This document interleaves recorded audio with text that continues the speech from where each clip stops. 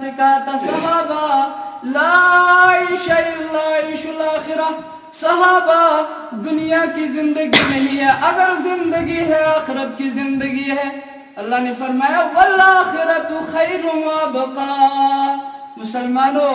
اگر زندگی ہے آخرت کی زندگی تمہارے لیے بہترین زندگی ہے۔ مسلمانوں باقی رہنے والی زندگی اگر ہے تو آخرت کی زندگی ہے، مگر ہائے مسلمان بل تؤثرون الحیات الدنیا،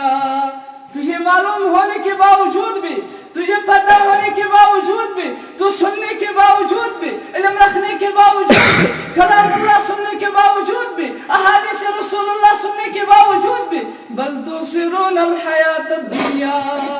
تو دنیاوی زندگی کو ترجیح دے رہا ہے، تو دنیاوی زندگی میں مگن اس طرح سے ہو چکا ہے کہ نہ تیرے دل میں اب اللہ بستا ہے، نہ تیرے دل میں محمد رسول اللہ